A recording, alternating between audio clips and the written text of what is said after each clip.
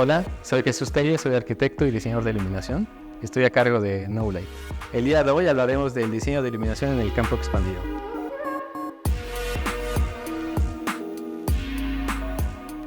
Soy arquitecto, me especialicé como lighting designer. Decidí dejar la arquitectura para hacer la maestría en diseño industrial y además mi intención era dedicarme al arte. Entonces me fui hacia el lado del arte, estudié principalmente pintura y escultura. Esta formación fue un poco la que me dio esta otra manera, ¿no?, de concebir la luz.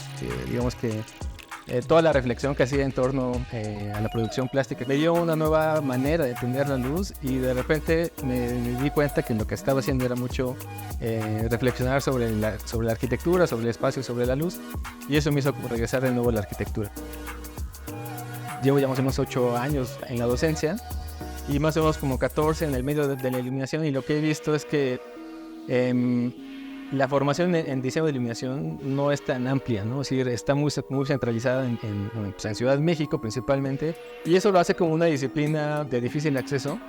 El fundamento de Knowlight está en un manifiesto que se llama Light for All, que es una luz para todos, y lo que buscamos es precisamente cómo la educación la llevamos a más personas, pero también llevarlo a más personas implica que más personas sepan y que más personas ejecuten un buen proyecto de iluminación, y por lo tanto que más personas se beneficien de una luz correcta. Cuando hablo del campo expandido en el diseño de iluminación, en realidad digamos que fue de alguna manera una licencia que yo me tomé, ¿no?, en entender este concepto de la teoría del arte. Es un concepto que retomé desde mi propia formación y lo empecé a aplicar al diseño de iluminación. Es hacer lo mismo, ¿no? Es decir, entender la luz como lenguaje, y de ahí también es qué otros elementos o reflexiones puedo robar, por ejemplo, de la arquitectura, ¿no? Y obviamente también es como entender reflexiones, pues ya propiamente a lo mejor como desde la fenomenología, ¿no? Desde la creación de atmósferas, ¿no? Como las propone Peter Zumthor. Y incluso desde la reflexión de la teoría del diseño, o sea, el diseño emocional, ¿sabes? Este tipo de reflexiones que vienen de otras disciplinas es empezarlas a robar y empezar a construir a partir de eso como un discurso, ¿no?, propio del diseño. Hay ciertos puntos claves, ¿no?, en el proceso o en la manera cómo llevo esta metodología. Lo primero para mí es la parte más importante, y es la intención de comprender la luz o aprender a ver la luz, ¿no? Y requiere como un cierto procedimiento de estudio y de análisis. Hay una metodología que usamos, ¿no? Yo le llamo bitácora de luz, hacer la luz táctil y tener el ojo para empezar a comprender o percibir la luz en el espacio. Porque al final la luz no la vemos, ¿no? O sea, la luz no se ve, lo que se ve es el objeto cuando está brillando, ¿no? Cuando la luz incide sobre el objeto, ahí es cuando vemos. Y como damos por hecho, si tú no tienes estos elementos en los que puedas ver la luz y de alguna manera tocarla, porque para mí esto es tocarla, ¿no? Es entenderlo y tratar de percibir cómo se está comportando la luz, ¿no? O sea, qué forma tiene, o sea, qué posibilidades plásticas tiene, porque para mí eso es este primer acercamiento, empezar a comprender la luz como un material, ¿no?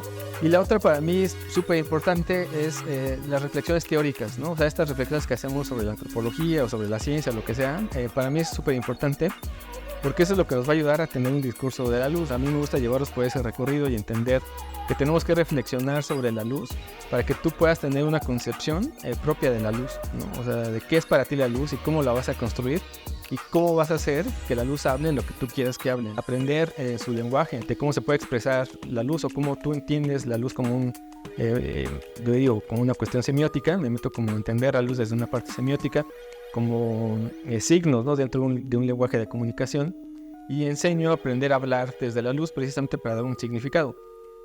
Obviamente este significado tiene que venir de la reflexión teórica y de la propia conceptualización. La luz como lenguaje yo creo que puede tener dos maneras de expresarse como lenguaje. Uno es propiamente el efecto de la luz, ¿no? La manipulación de la forma de la luz y la manera en que interactúa en el espacio. Y la otra es la luz, el carácter formal que pueda tener dentro del espacio, ¿no? O sea, con esto me refiero es, si nosotros tenemos esta tira de LED, ¿no?, y a lo mejor la colocamos de manera directa, nos da una forma que es como muy espaciosa, ¿no?, muy amplia. Pero si yo este elemento que al final está configurado o confinado en un perfil de aluminio que lo hace en un elemento lineal, esto para mí se va a convertir en un elemento formal dentro de la arquitectura y un elemento formal de la luz. Entonces hay que entender también estas dos cosas, ¿no? La luz puede tener una forma propiamente en su materialidad o puede tener una forma en la manera en que está confinada por un elemento, ¿no? Obviamente nuestros lenguajes son todos los elementos luminosos, ¿no? Todas las luminarias y las herramientas que tengamos, ¿no? Para crear esto. Entonces a lo mejor, digo, de una manera muy simplista, ¿no? Si yo quisiera, que sabes que voy a generar por cierto dinamismo, pues a lo mejor yo lo que haría sería utilizar elementos lineales, ¿no? Y a lo mejor utilizar elementos lineales que estén con alguna manera, con ciertos ángulos, ¿no? Que indican como cierta dirección o cierto movimiento. Si yo pongo elementos verticales sobre alguna superficie, pues me da cierta estabilidad, ¿no? Porque al final hay una lectura formal del elemento. Pero si yo estos elementos los empiezo a dirigir hacia un sentido, pues empieza a indicarme movimientos. O si yo quiero generar calma, ¿no? en el espacio, a lo mejor lo que voy a hacer es no meter tantos elementos, ¿no? Que se vuelvan ruidosos, sino a lo mejor elementos muy puntuales, con una intensidad más tenue, ¿no? Y a lo mejor enfatizar un sillón, ¿no? Con luz muy indirecta, y que lo que haga sea una atmósfera más oscura o más controlada, para que se vea como el espacio en calma. La manera en cómo estos elementos se ligan dentro del discurso del lenguaje es lo que puede dar un significado de cómo está interactuando con el espacio, ¿no? O sea, a lo mejor es esto mismo, ¿no? O sea, si yo coloco este elemento así, me puede dar una sensación de estabilidad, ¿no? Me puede dar una sensación de estabilidad este marco, ¿no? Verlo así, y a lo mejor si yo lo coloco de manera rítmica, pues me da una sensación a lo mejor de emular alguna serie de marcos, de ventanas, ¿no? De ritmos. O sea, dependiendo de cómo tú empieces a modificar o a mover estos elementos, te va a dar significados distintos, ¿no? Por eso, tío, me puede dar estabilidad, a diferencia de que yo ponga esto, ¿no? O sea, al tener estas diagonales también ya te empieza a dar cierto dinamismo, ¿no? Es decir, empieza a haber un elemento que empieza a hablar, ¿no? O qué pasa, por ejemplo, si yo en una secuencia, ¿no? Este elemento lo empiezo a ir girando en una misma línea, y de repente parece que el cuadrado va como en movimiento, ¿no? A lo largo de por ejemplo, si tú vas en un pasillo, ¿no? Sí, o sea, y es como a lo mejor tú vas caminando en ese pasillo y el rombo va haciendo esto, es como si te fuera acompañando en el movimiento, ¿no? O en la sensación, o lo mismo una línea, ¿no? Si le vas modificando. Pero si yo la pongo en este mismo sentido, pues a lo mejor me da una sensación de ritmo y de estabilidad, ¿no? A diferencia de que empezamos a mover los elementos. Pero yo siempre digo, pues al final va a depender de las maneras en las que tú empiezas a configurar y a explorar, ¿no? Estas posibilidades, y empiezas también a descubrir qué está diciendo, ¿no? Porque pues mucho de esto es en realidad exploración, de que hagas maquetas y empiezas a revisar, ¿no? Se ve bien, no se ve bien, está expresando lo que quiero o no está expresando. Y si no lo expresa, pues es como algo que se exprese, ¿no? Y es pues mucho en realidad de exploración. Las cosas pueden tener pues un buen diseño, a lo mejor tiene sus ritmos o tiene su parte atractiva visualmente, pero creo que se siente cuando un proyecto tiene un concepto detrás o cuando no lo tiene y es únicamente como un arreglo formal. Y de ahí una manera que tú empiezas a explorar la conceptualización a manera de expresión plástica, viene la parte que va de la mano, y es la construcción de una atmósfera, ¿no? O sea, estás mandando un mensaje y estás explorando plásticamente, pero a la vez tienes que empezar a crear una atmósfera. Y aquí yo digo, la construcción de una atmósfera, porque a veces, muchas veces dicen, bueno, meto luz cálida y tengo una atmósfera cálida, o meto luz fría y tengo una atmósfera fría. Y yo digo, pues no es tan así, no es como frío o caliente, ¿no? Al final es como una bebida, ¿no? No es que la bebida sea fría o sea caliente, ¿no? No es lo mismo tomarte un café, a tomarte un té chai, ¿no? O a tomarte un té de cualquier otra cosa. La construcción de la atmósfera no es nada más del uso, de la comprensión de una temperatura de color o de intensidades meramente, ¿no? De cumplir con los luxes, sino de cómo transmites este concepto y lo construyes a partir de elementos en el espacio.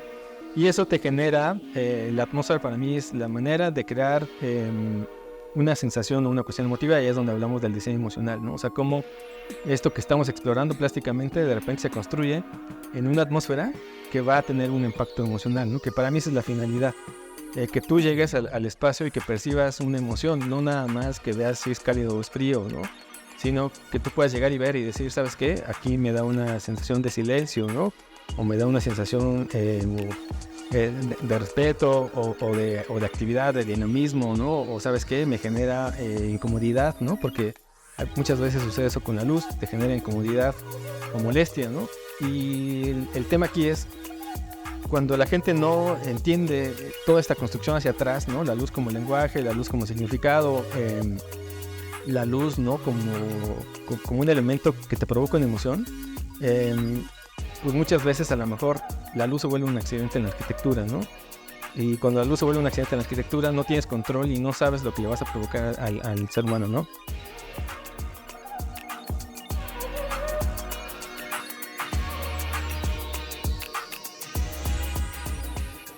Están invitados a conocernos, a acercarse a Knowline. Obviamente está el curso, ¿no? Que está abierto. El próximo curso inicia el 12 de agosto. Digo, estamos a 2 semanas de que arranque este curso. Los invitamos a participar, precisamente para que conozcan más de esta manera de entender la luz y de estudiarla y de explorarla.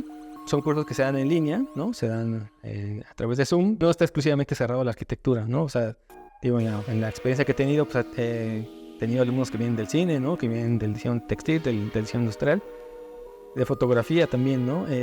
Porque al final lo que hacemos es como entender la luz como lenguaje y construirla. Si bien el curso sí cierra en arquitectura y en la implicación del espacio, al final puede ayudar a tener otros elementos.